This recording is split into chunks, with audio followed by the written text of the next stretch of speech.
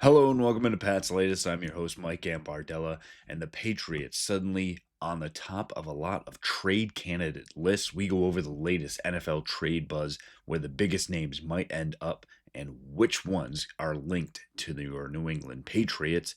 Additionally, we take a look at the schedule, what's remaining for the Patriots, and the biggest problem facing the Pats if they are looking at making a playoff run. Additionally, a big addition for the Patriots one day after talking about CJ Gardner-Johnson, a safety, is signed in that defensive backfield in the latest on the injury report.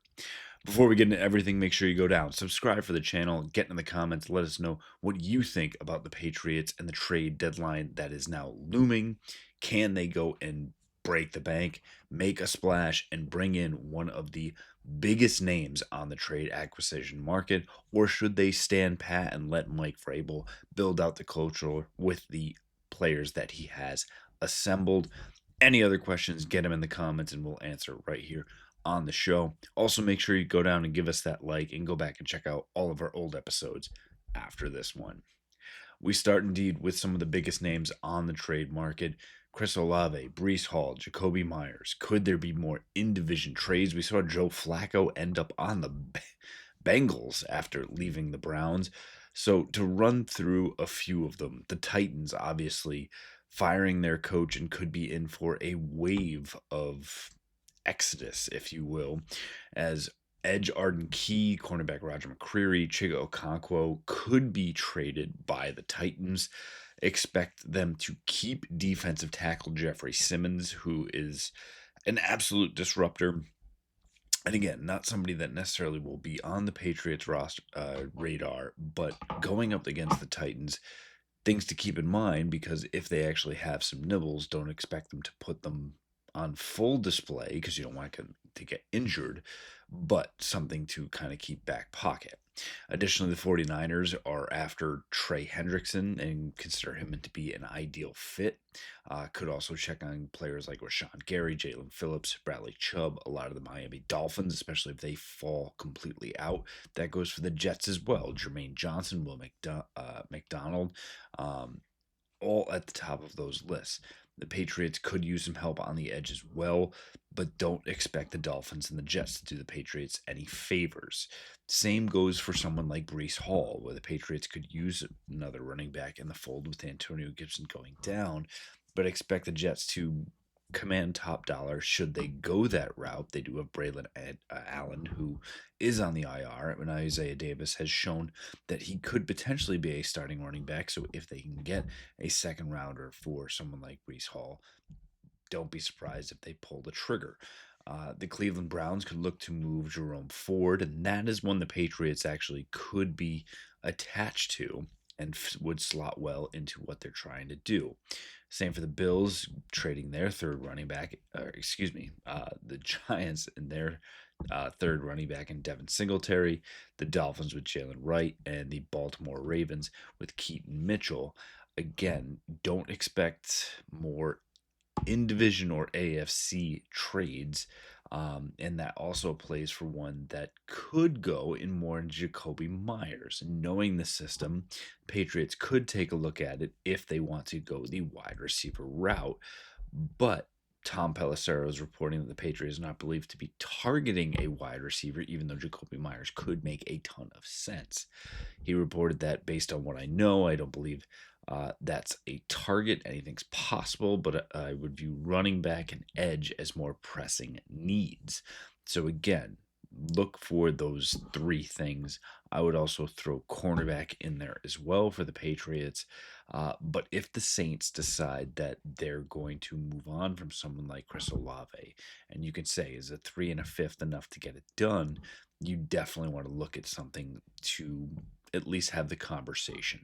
And again, Mike Vrabel is not dumb and he's ready to pull the trigger. He said, he's not going to let their record indicate how aggressive they will be.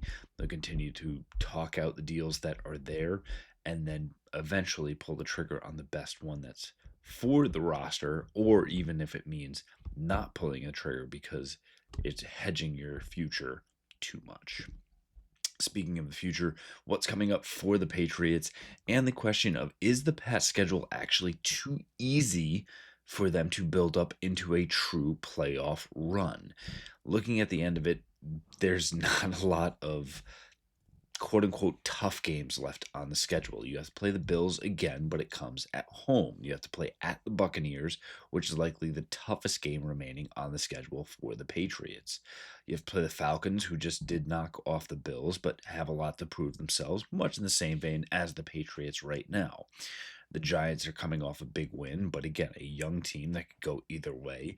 And what should have been the biggest game on the schedule, the Ravens, suddenly there's a ton of question marks on where this team is going. Expect them to completely bounce back with Lamar Jackson in the fold after their bye week this week.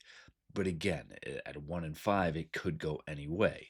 That finally leaves the Jets twice, the Dolphins, the Titans, the Browns, and the Bengals also on your schedule. That's not exactly murderer's row. I think, again, we talked about this was a playoff team based on the schedule that they have, the culture that they're instilling, and the free agent and draft class they had, along with Drake May and others. That stays true. I think you're also now in the mix for the division. But now, can you win 1, 2, 3, 4 playoff games to really have that run? If you're not being overly tested, I think it's a fair question. At the end of the day, I don't think it truly moves the needle. But again, if the Denver Broncos are being more tested, if the Kansas City Chiefs, who have done it time in and time out, are standing in front of you, does that give you the edge in the playoffs to say you're ready?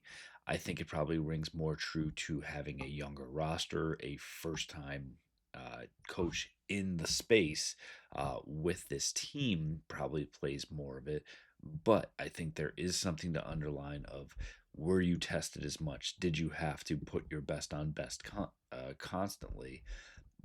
The Patriots schedule will not do that for them. It will allow them to be challengers for the playoff and division titles, but it could be an Achilles heel at the end of the day. Also, we talked about yesterday CJ Gardner-Johnson being waived by those Baltimore Ravens off the practice squad as he is looking for the ability to play more, potentially returning to a starting role. The Patriots didn't waste time as they actually have signed a safety, a former second rounder out of UCF, and a starter for the Atlanta Falcons. No, it is not CJ Gardner-Johnson, it is Richie Grant.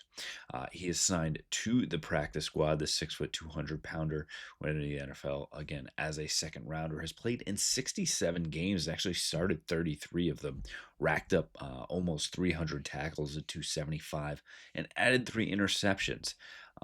Again, a great pickup for the Patriots on paper. And if this was 2 years ago, you would have actually had to trade a third or fourth rounder to get a guy like this. But unfortunately, did struggle immensely the past year or so. That's why he was released. But again, I think a low value or a low risk, I should say, potentially high value signing for the Patriots. Let him acclimate, see if he can pick up the system. This does not dispel the opportunity for CJ Gardner-Johnson to potentially join the roster at a later date. But again, I think the Patriots, again, seeing that they have injuries in the secondary, seeing what Kyle Duggar did last week, there is the opportunity and need for the Patriots to sign more help in the defensive backfield. Finally, looking at that injury report that continues to pile up, Jalen Hawkins with that hamstring did not practice yet again. Expect him to miss the Titans game as well. Anthony Jennings was out with that ankle injury. Again, a defensive rotation on that edge spot, which is why it's so important for the Patriots to address that potentially in the NFL trade deadline. And the biggest one, Harold Landry did not participate with that ankle, was able to return, staying out, is now in danger of missing his return up against the Tennessee Titans. I think the desire to go back up against them probably weighs out at the end of the day here. Expect him to either return to practice today or Friday. But if it does not present itself that way, don't expect Mike Vrabel to push him too far. Also, Christian Barmore continues to sit out. On Wednesdays, Stephon Diggs actually pops up with a chest injury on the injury report here, getting in a limited participation. Morgan Moses with the hip, and Charles Woods, the depth cornerback, with a knee injury. Christian Gonzalez actually a full participation with that hamstring, which is a great one, along with Keon White. So probably getting the replacement for Anthony Jennings, and hopefully not too much for Harold Landry as well. That'll do it for us here on this episode of Pat's Latest. Again, make sure you go down, subscribe for the channel, get in the comments, let us know what you think the Patriots need to do in the trade deadline, which buzz is hot, which is right. Is there a schedule problem here? Do the Patriots have enough challenging opponents to prepare themselves for the playoffs? And yes, we're talking about that 6 weeks in, which is absolutely fantastic. And which injury scares you the most heading into the Tennessee Titans game? Finally, go down, give us that like, go back and check out all the old episodes so you know what's going on with your New England Patriots, as we'll have it all for you right here on Pat's Latest. Fight on, Foxborough.